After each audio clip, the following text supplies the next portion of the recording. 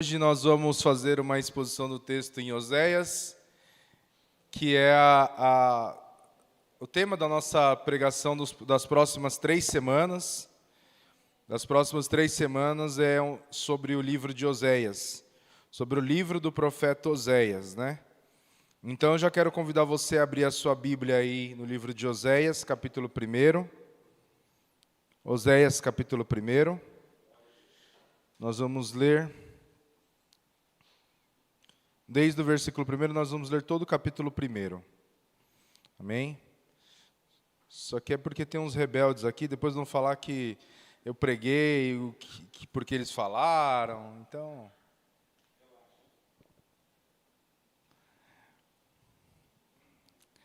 Vamos lá. Oséias, capítulo 1.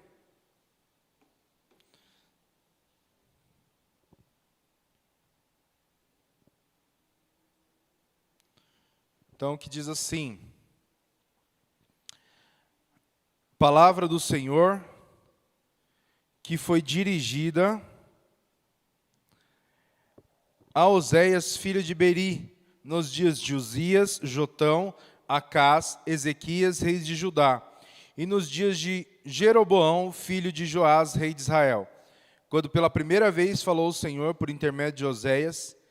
Então o Senhor lhe disse: vai, toma uma mulher de prostituições e terás filhos de prostituição, porque a terra se prostituiu, desviando-se do Senhor. Foi-se, pois, e tomou a Gomer, filha de Diblaim, e ela concebeu e lhe deu um filho. Disse-lhe o Senhor: põe-lhe o nome de Jezreel, porque daqui a pouco castigarei pelo sangue de Jezreel a casa de Jeú, e farei cessar o reino da casa de Israel. Naquele dia quebrarei o arco de Israel no vale de Jezreel. Tornou ela a conceber e deu à luz a uma filha. Disse o Senhor a Oséias: põe-lhe o nome de desfavorecida, porque não mais tornarei a favorecer a casa de Israel para lhe perdoar. Porém, a casa de Judá me compadecerei e o salvarei pelo Senhor seu Deus, pois não o salvarei pelo arco, nem pela espada, nem pela guerra, nem pelos cavalos e nem pelos cavaleiros. Depois de haver desmamado a desfavorecida, concebeu e deu à luz a um filho. Disse o Senhor a Oséias: põe-lhe o nome de não meu povo, porque vós não sois meu povo, nem eu serei o vosso Deus. Todavia, o número dos filhos de Israel será como a areia do mar, que não se pode medir nem contar. E acontecerá que no lugar onde se lhes vos dizia: vós não sois meu povo, se lhes dirá: vós sois filhos do Deus vivo. Os filhos de Judá e os filhos de Israel se congregarão e constituirão sobre si uma cabeça e subirão da terra, porque grande será o dia de Jezreel. Então vamos lá. O tema dessa mensagem, desse dia de hoje, a gente vai entrar numa série de 3 pregações falando a respeito do livro do profeta Oséias. Você pode deixar sua Bíblia aberta para você poder acompanhar. E o tema é Oséias, um chamado para sentir o que Deus sente. Um chamado para sentir o que Deus sente. Esse é o tema da mensagem de hoje. E para que você possa entender, a gente vai falar um pouco a respeito do profeta Oséias e por que ele foi chamado para sentir aquilo que Deus sente. Primeiro eu queria fazer uma exposição a respeito do nome de Oséias. O nome de Oséias é uma forma reduzida de Osaías, que significa o Senhor salvou, que tem o mesmo significado do nome de Josué, que também chamava Oséias, antes de Moisés mudar o nome dele para Josué. E Oséias, ele era um profeta que profetizou durante os 8º século antes de Cristo, no Reino do Norte.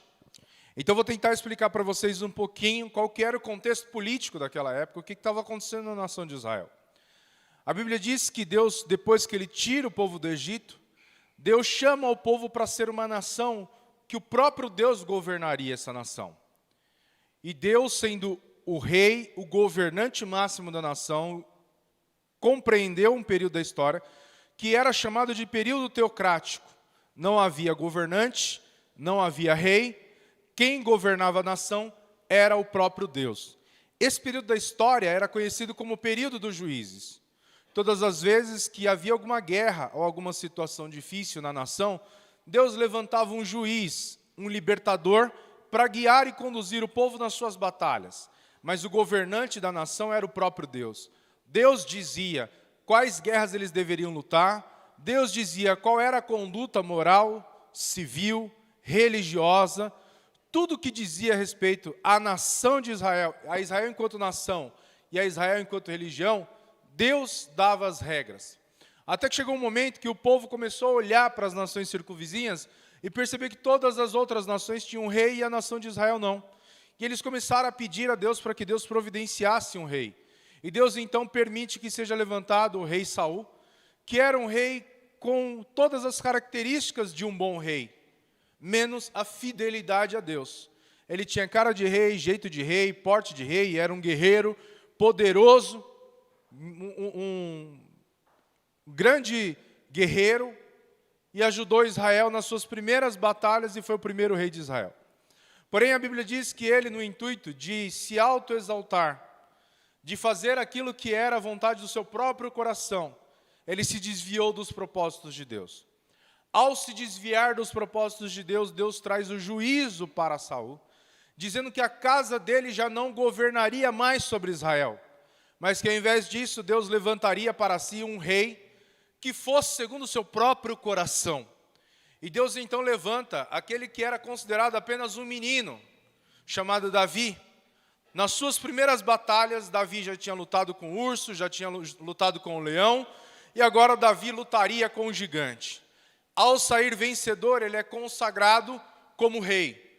Alguns anos depois, Davi de fato toma posse do trono de Israel. Israel era dividido em 12 tribos. As 12 tribos de Israel simbolizavam os nomes de cada um dos filhos de Jacó, também chamado de Israel, que davam nome e origem às 12 tribos de Israel, que eram divididas geograficamente por todo o território que Deus havia prometido para aquela nação. E Davi governava sobre os 12 territórios, sobre as 12 tribos. E Deus falou para Davi que se Davi procedesse bem e fosse fiel a Deus, não faltaria varão no trono. E essa mesma promessa que Deus fez a Davi, Deus fez também a seu filho Salomão. Salomão, quando herda o trono de Davi, o trono de Salomão é um trono pacífico. O reino se alarga cada vez mais, um reino próspero, um reino muito abençoado.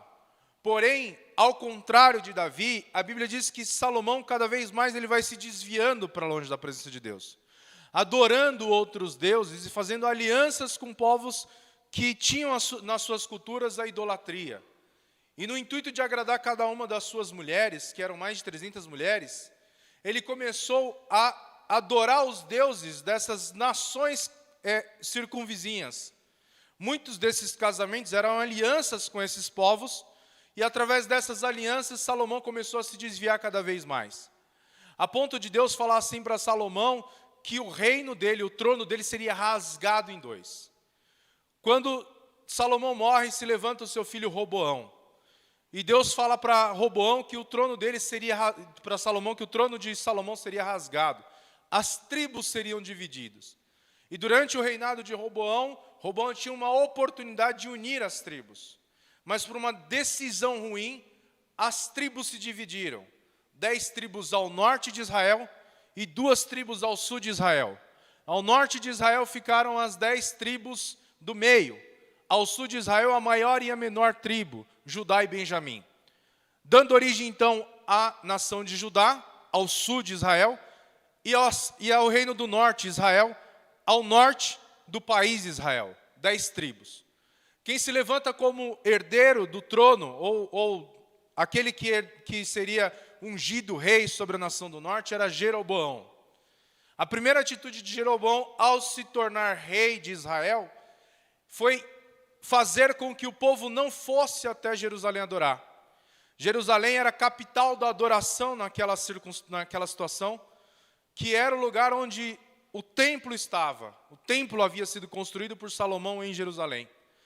E haviam outros locais de adoração e todos eles ficavam em Judá.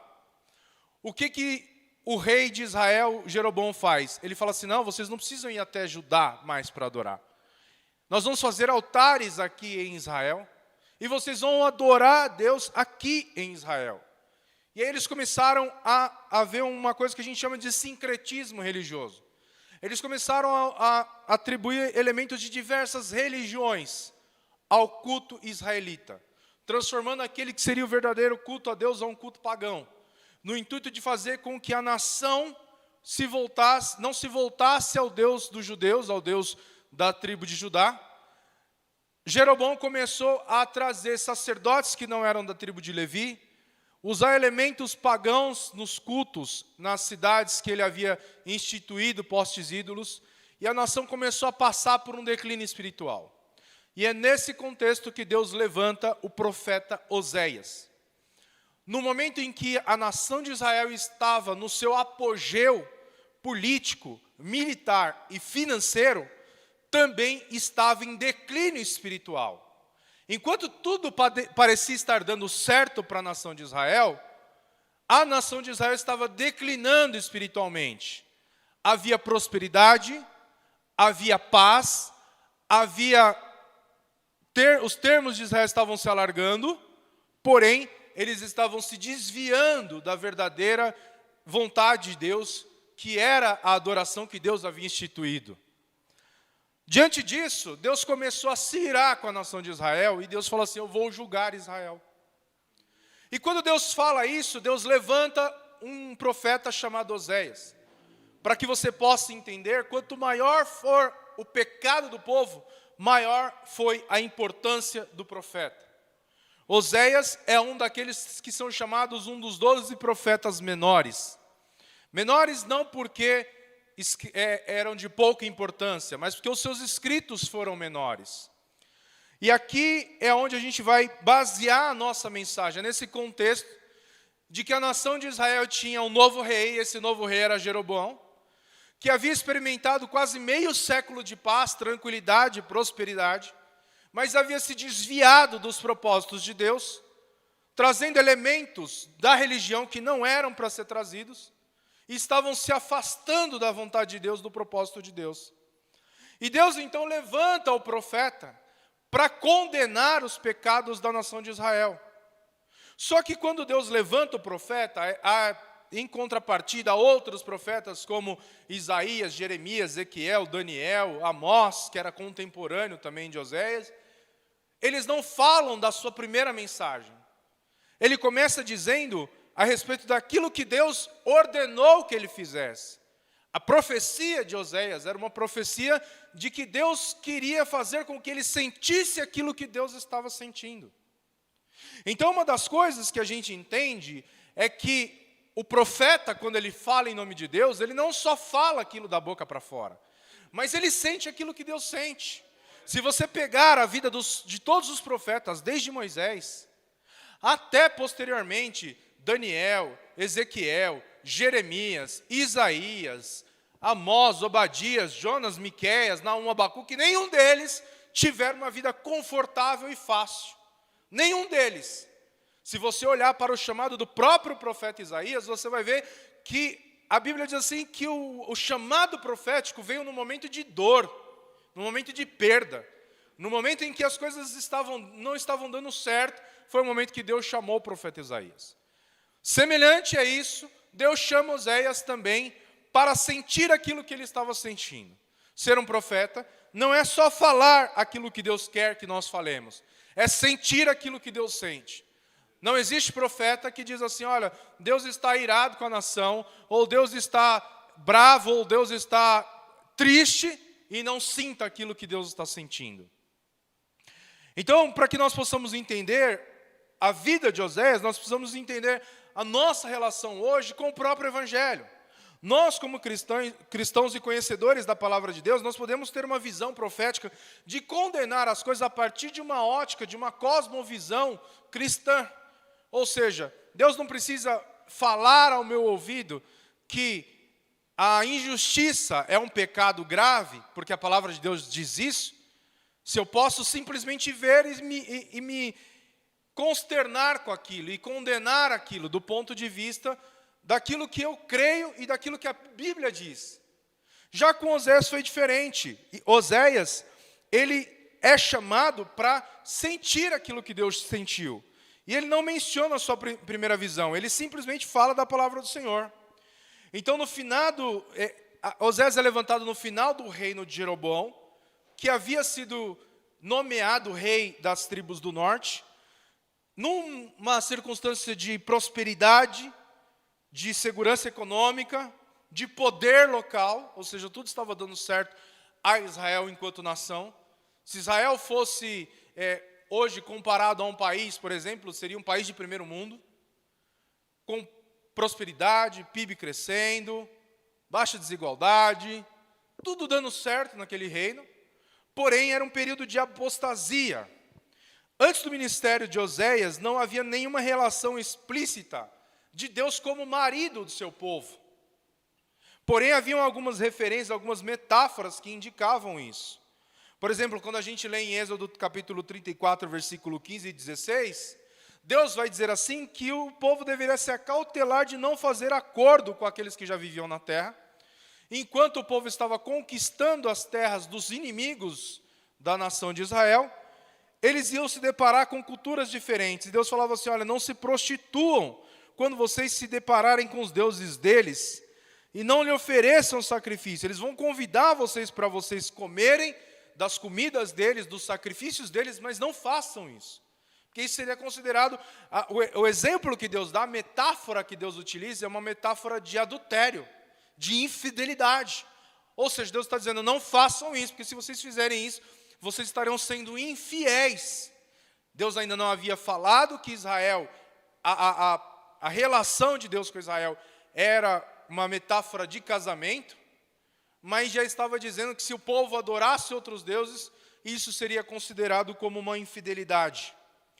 Já quando nós lemos, por exemplo, em Gênesis 2, 23 e 24, a metáfora que Deus utiliza para casamento, perdão, a metáfora não, a palavra que Deus utiliza para dizer como deveria ser o casamento, a Bíblia vai dizer assim que Deus ele fala para o homem que a mulher que ele haveria de tomar, ele diz assim, esta sim é osso dos meus ossos e carne da minha carne, e ela será chamada mulher, porque do homem foi tirada.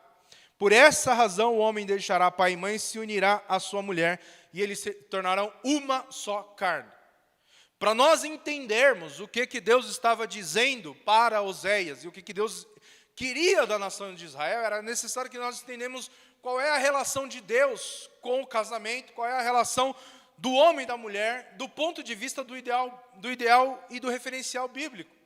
A Bíblia diz que o casamento é formado por um homem e por uma mulher, unidos numa só carne, até que a morte os separe. O casamento ele não se desfaz no divórcio. O casamento é algo permanente. Era isso que Deus estava dizendo. E quando nós lemos Êxodo 20, 14, vai dizer assim, não adulterarás. Ou seja, a ordem de Deus era para que, além de um casamento ser formado por um homem e uma mulher, deixando pai e mãe, se unindo em matrimônio até que a morte os separe, o adultério era algo que já era condenado desde aquele tempo. Agora Deus estava falando para Oséias. Deus fala para Oséias assim, Oséias, você vai... Oséias profetiza aqui no versículo 1, capítulo 1, versículo 1 vai dizer assim, que Oséias profetiza durante um período longo, pelo menos 38 anos, durante os reinados de Uzias, Jotão, Acás e Ezequias, reis de Judá, e no reino do norte, no final do reinado de Jeroboão. Quando Deus fala com Oséias, Deus fala para Oséias assim, vai e toma uma mulher de prostituições e terá filhos de prostituição. Que coisa difícil deve ter sido para o profeta, que era um homem santo, fiel a Deus. No auge da sua juventude, Deus fala para ele, vai e toma uma mulher que seja uma mulher que tenha hábitos promíscuos como tua mulher.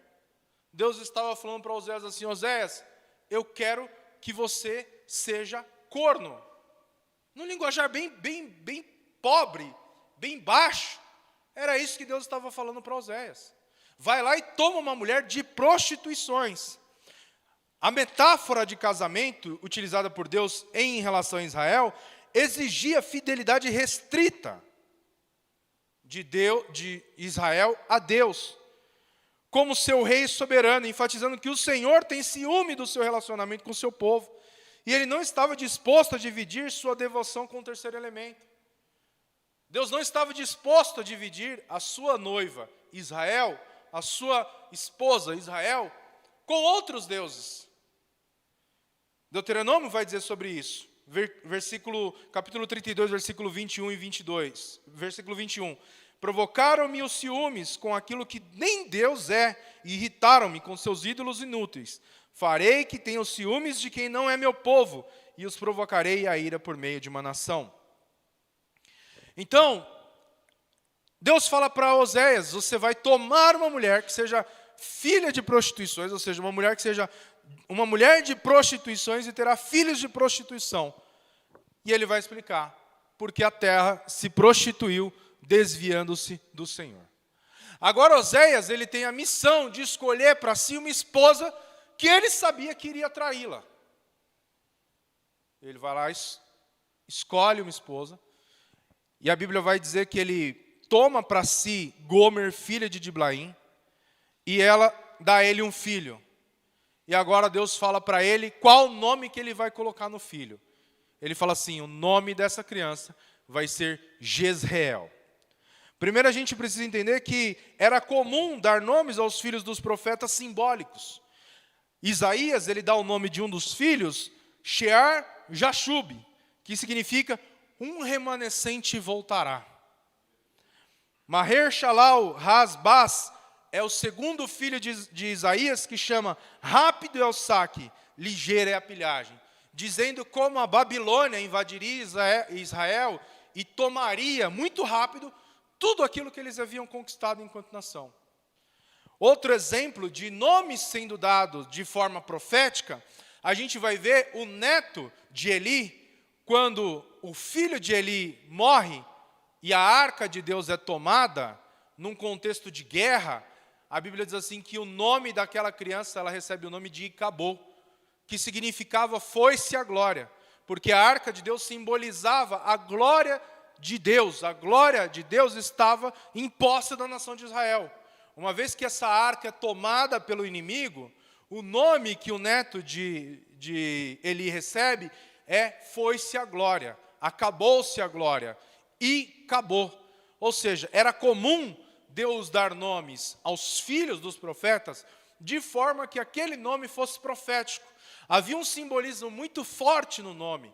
A gente vê que Deus ele chama muitas pessoas pelo seu próprio nome, e alguns, quando Deus quer mudar a vida deles, Deus muda também o seu nome, como aconteceu com Jacó, que a origem do seu nome era usurpador, roubador, espertalhão, e Deus falou, você não vai mais ser chamado assim. O seu nome agora vai ser Israel, que traduzido significa príncipe de Deus, porque eu te chamei para ser príncipe sobre as nações. Então o nome ele tinha um significado muito importante. Agora Deus estava falando para Oséias, Oséias, esse teu filho vai se chamar Jezreel. Jezreel significa Deus semeia. Ele recebe o mesmo nome de uma cidade que era palco de batalhas sangrentas. Era um vale, Jezreel era um vale, onde os reis se encontravam para guerrear. Era como se fosse uma arena de guerra. Era comum naquele vale as nações se encontrarem para travar suas batalhas. E é nesse lugar, em 2 Reis capítulo 10, do verso 1 até o verso 14, que o rei Jeú, ele vai lá e ele comete uma das mais brutais e sangrentas mortes da Bíblia Sagrada. Ele manda matar e decapitar 70 herdeiros do trono de Acabe, numa tentativa de exterminar toda a casa de Acabe. Ele espalha uma poça de sangue, ele deixa um rio de sangue naquele lugar, e depois ele simplesmente lava as mãos, ele age como se aquilo não fosse ele que tivesse feito. E a Bíblia diz que esse vale de Jezreel que dá o nome do filho de Oséias, o primeiro filho, E Deus estava dizendo claramente à nação de Israel: chegou a hora da retribuição e castigo. Então, o primeiro nome do filho de Oséias simboliza retribuição e castigo pelos pecados que a nação de Israel havia cometido contra Deus. Agora, a Bíblia diz que Deus, ele fala para Oséias que a casa de Jeú, que era a casa que exterminou, fez essa batalha sangrenta, ia perecer. Deus ia julgar aquela nação. E ele fala: naquele dia quebrarei o arco de Israel no vale de Jezreel. E depois diz que ela torna a conceber. Gomer, esposa de Oséias, torna a conceber. E agora vai dizer que das suas prostituições. Obviamente a gente não tem como afirmar com 100% de certeza que esse filho que Oséias dá o nome, também dado por Deus, nem filho dele era, mas um dos filhos de prostituição de Gomer, porque a gente não tem exame de DNA, não tinha teste do ratinho naquela época, e a gente não sabe, porque a Bíblia não afirma com 100% de certeza, mas há um indicativo muito forte de que provavelmente esses filhos nem filhos dele eram. E quando Gomer tem o filho, ele põe-lhe o nome de desfavorecida, que significa também não amada. Imagina todos os dias você olhar para sua filha e você dizer para ela assim: não amada. Não amada, eu sou pai, eu tenho uma filha. A minha filha é uma das coisas mais preciosas que eu tenho na vida. Ela tem uma importância muito grande para mim. E Deus fala para ele assim: você vai dar o nome dela de não amada, desfavorecida. Porque eu não mais vou amar Israel. Eu não mais amo Israel pelos seus crimes, pelos seus pecados, pela sua apostasia, pelo seu abandono à minha graça. E a Bíblia diz assim, que depois ela tem mais um filho, e esse filho é chamado de Lo-Ami, que é não meu povo. São esses 3 filhos que Oséias tem com Gomer. E depois no capítulo 2 vai falar das infidelidades de Gomer diante de Deus. Diante de Oséias, perdão, seu marido. E Deus falando para Oséias assim: é exatamente isso que a nação de Israel tem feito.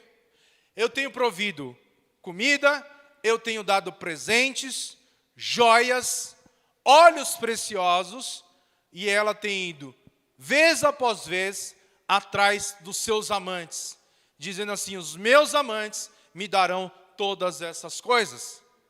E Deus está falando assim: Oséias, você me entende agora qual é a minha relação com a nação de Israel? Eu os chamei por povo, os tirei da terra do Egito, os cobri de bênçãos e presentes, tenho dado prosperidade, fartura, segurança e paz, e ainda assim eles têm se prostituído com outros deuses. E Deus fala assim para Oséias: mas agora, Oséias, o que você vai fazer? Você vai atrás da sua mulher, que te abandonou, te deixou, te traiu, se prostituiu com outros homens, e você vai amá-la. E aí a Bíblia diz assim que no final do capítulo 2, Oséias já não chama mais os seus filhos de Lo-Ami e Lo-Ruamá, que era desfavorecida, não amada, e não meu povo. E ele passa a chamá-los ele começa a chamar a sua filha de amada, e o seu filho de meu povo, dizendo que Deus restauraria a sua aliança com aquele povo, mesmo diante das suas infidelidades. No capítulo 3 ele fala assim: vai outra vez e ama uma mulher amada de seu amigo e adúltera, como o Senhor ama os filhos de Israel.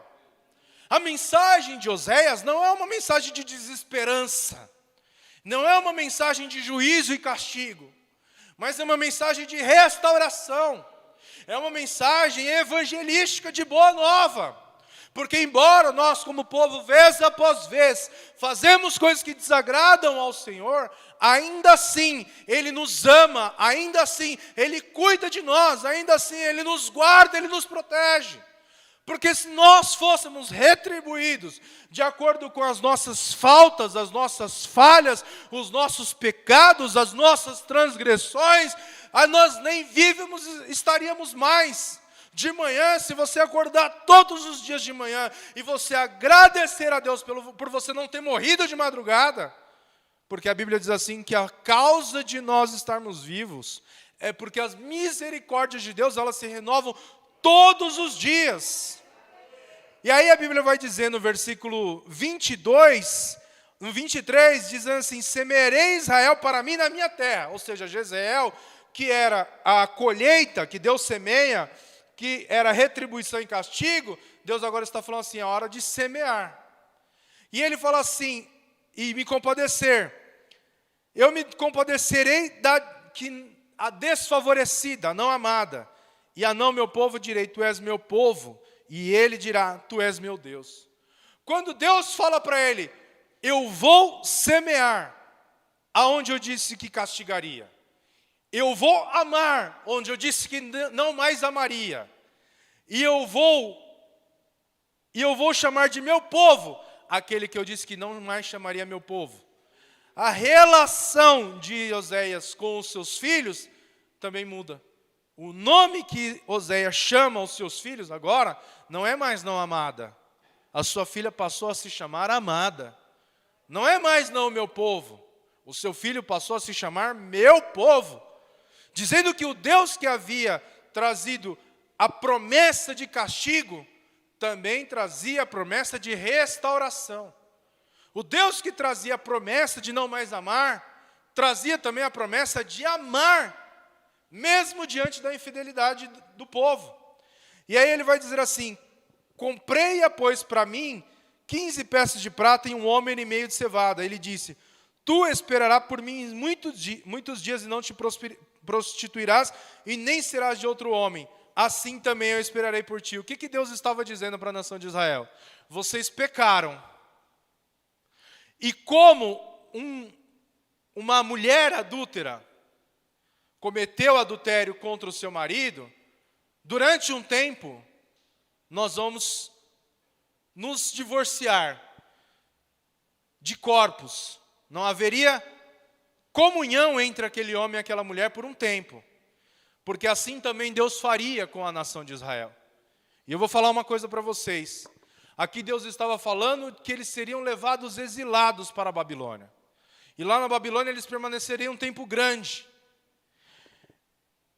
E durante todo o período da nação de Israel, desde o momento que eles saíram do Egito até a Babilônia, Israel sempre teve presente da sua cultura, na sua cultura tanto Israel quanto Judá, a presença de outras divindades. Eles, embora Deus falasse para eles, vocês não adorarão outros deuses, não farás para ti imagem de escultura, eles haviam, o sincretismo religioso era algo muito presente naquela cultura, naquela sociedade. Só depois do exílio é que, de fato, eles aprenderam que eles nunca mais poderiam adorar outros deuses. Eles precisaram passar um período longo, exilados, para que eles pudessem entender, se eu não me engano foram 70 ou 72 anos de exílio, para que eles pudessem entender que eles não poderiam mais ter outros deuses diante de si. Que eles deveriam adorar verdadeiramente o Deus de Israel. E ele falou assim, mas eu esperarei por ti e você esperará por mim. Ou seja, enquanto vocês estiverem sofrendo esse período de afastamento, eu não terei outro povo e vocês não terão outro Deus. Nós vamos nos unir novamente. E aí ele vai dizer assim no versículo 4, que os filhos de Israel ficaram por muitos dias sem rei, sem príncipe, sem sacrifício, sem coluna, sem estola sacerdotal ou ídolos do lar. Aí ele faz a promessa de restauração. Depois tornarão os filhos de Israel e buscarão ao Senhor seu Deus e a Davi seu rei. E nos últimos dias, tremendo, se aproximarão do Senhor e da sua bondade. O que Deus estava querendo? Fidelidade, obediência, retidão. O que Deus estava requerendo da nação de Israel é que eles fossem fiéis a Deus. E é nesse contexto que Deus ele vai chamar Oséias para que possa trazer uma mensagem profética, sentindo aquilo que Deus sente, sendo traído, sendo envergonhado, vendo a sua mulher se deitar com outros homens, para que ele pudesse entender exatamente qual era a relação de Deus com o seu povo. Um marido ciumento. Mas não é um marido qualquer, é um marido que a Bíblia vai dizer assim, olha, apesar da sua mãe ter se prostituído e ter tido filhos de prostituição, ela não sabe que eu que dava o trigo, eu que dava o vinho, eu que dava o óleo, eu que lhe multipliquei a prata e o ouro, que eles usavam para se prostituir com outros deuses, tudo isso quem fazia era eu. Embora nós fôssemos infiéis o tempo todo, Deus ainda assim permanece fiel. A prosperidade, a paz, a segurança não é garantia de que Deus é na nossa vida, não. A garantia de que Deus é na nossa vida, muitas vezes, o contrassenso é aquilo que Oséias estava passando. Ninguém quer passar pelo que Oséias passou. Ninguém quer viver o que Oséias viveu. Ninguém quer sofrer o que Oséias sofreu. Mas Oséias, embora não tivesse nada daquilo que a nação de Israel estava experimentando, ele era aquele que podia ser chamado amigo de Deus, porque conseguia sentir aquilo que Deus sentia. Ter um chamado profético, receber o chamado de Deus, é sentir aquilo que Deus sente. Da mesma forma, Jesus, quando ele morreu na cruz do Calvário, ele morreu por uma promessa não de julgamento, de juízo e de condenação, mas por uma promessa de restauração. Por uma promessa de amar aquele que não merece ser amado, favorecer aquele que não merece ser favorecido, de chamar de povo aquele que não merece ser chamado de povo. É isso que Deus fez conosco.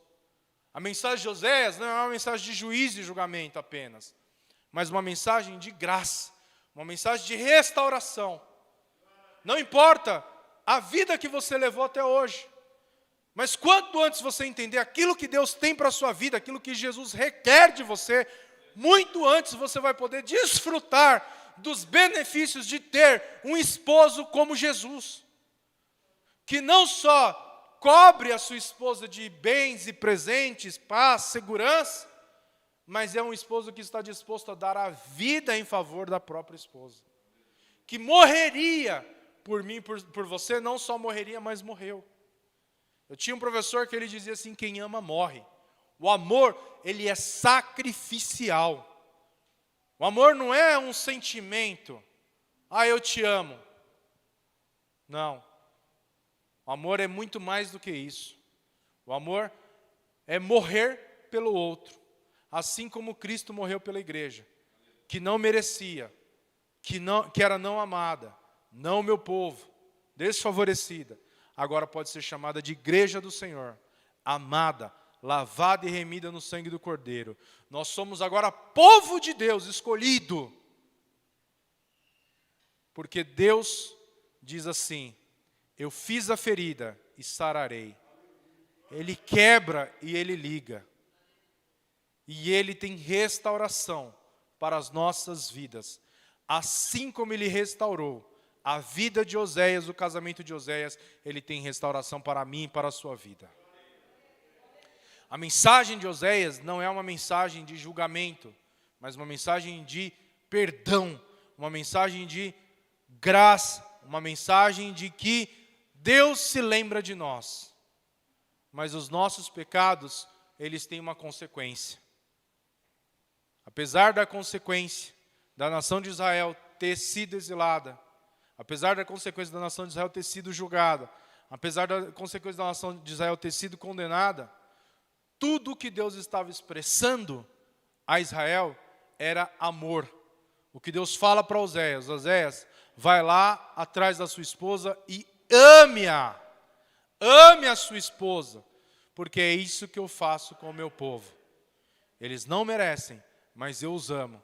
Isso é graça, é favor não merecido. Deus ama o seu povo, ama a sua igreja, ama a cada um de nós, mesmo nós não merecendo. Não por algo que nós fazemos, mas por aquilo que Ele fez na cruz do Calvário. E a promessa de restauração é para mim e para você. Então, Não importa quanto você tem na conta. Não importa se você está em paz com seus inimigos. Não importa se tudo na sua vida parece estar indo bem. Se você não desfruta de paz com Deus. O que é mais importante é a restauração de Deus com o seu povo. É disso que Oséias trata.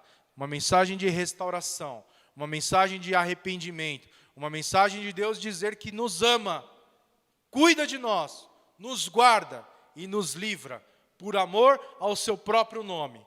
Porque o nosso Deus não é como nós, que muitas vezes fazemos juramentos de casamento, de dizer que amaríamos até o último dia da nossa vida.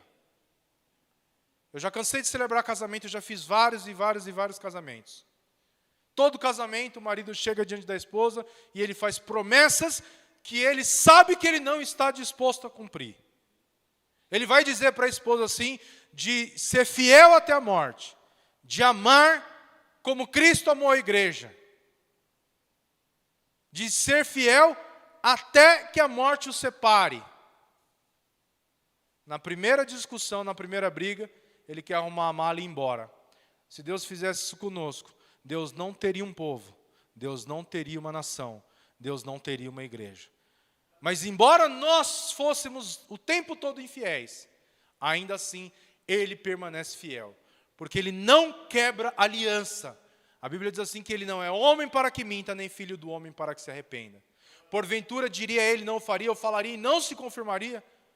E uma vez uma pessoa perguntou assim, é possível perder a salvação? E aí uma pessoa respondeu, depende de quem te salvou. Se quem te salvou não quebra aliança, não.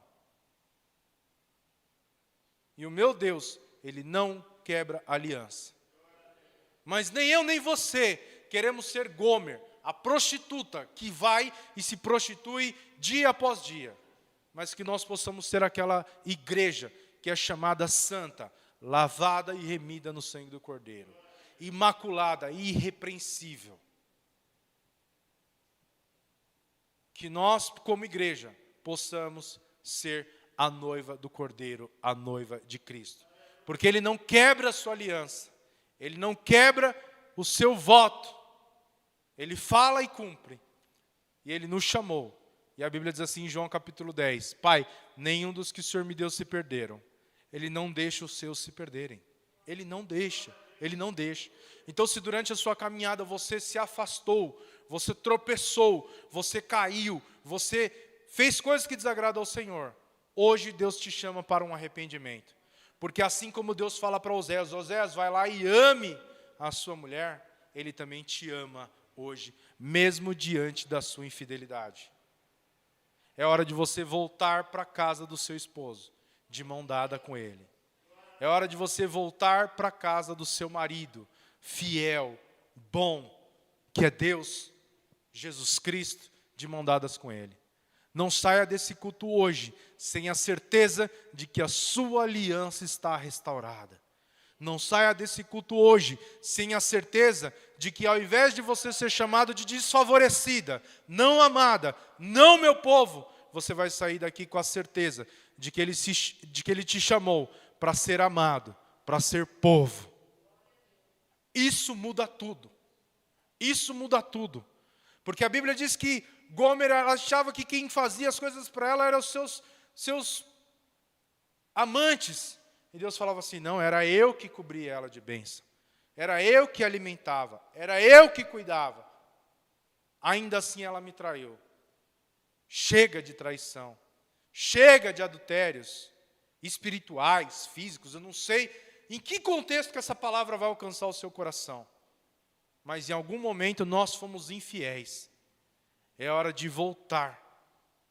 É hora de se agarrar com Deus. Porque Ele permanece fiel. Amém? Então essa foi a palavra que o Senhor nos deu hoje. Na próxima semana nós vamos continuar. E o tema da mensagem da semana que vem, a fidelidade de Deus a um povo infiel. Que Deus possa falar mais aos vossos corações. Não saia daqui hoje sem a certeza de que você é povo, sem a certeza de que você é amado, sem a certeza de que Deus te chama para uma restauração. Lucas vai falar do filho pródigo. E lá no filho pródigo, a Bíblia diz assim, quando o filho volta sem esperar absolutamente nada. Ele não esperava nada, nada, nada, nada. Ele só queria um lugar para dormir e alguma coisa para comer. Só isso. E a Bíblia diz assim que o pai, ao ver o filho, ele abraça o filho, ele dá uma sandália nova, uma veste nova, um anel novo, e ele fala assim, você nunca deixou de ser o meu filho. Nunca, nunca. Embora por muitas vezes você tenha desejado que eu não fosse o seu pai, eu te esperei cada dia da sua vida, para que você pudesse voltar e eu pudesse dizer o quanto eu te amo. Ele nos ama. Mesmo diante das nossas infidelidades, Ele nos ama. Ele nos ama. A mensagem de hoje não é uma mensagem de desesperança, de juízo, de castigo, mas é uma mensagem de amor. Que Deus possa fazer com que você venha sentir o amor de Deus. Que esse amor te constranja. Sabe o que é o amor que constrange? É aquele amor que você fala assim, meu Deus, eu não merecia isso. E você fica com vergonha do amor que a pessoa tem por você. Você fica com vergonha de você saber que aquela pessoa te ama. Porque o amor constrange. É isso que o amor de Deus faz, Ele nos constrange. Que você seja inteiramente constrangido hoje pelo amor de Jesus.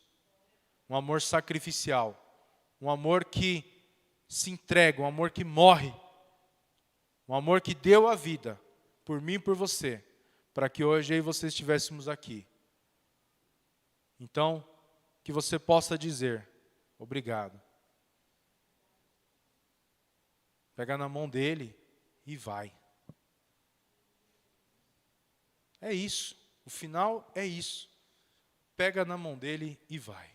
Amém?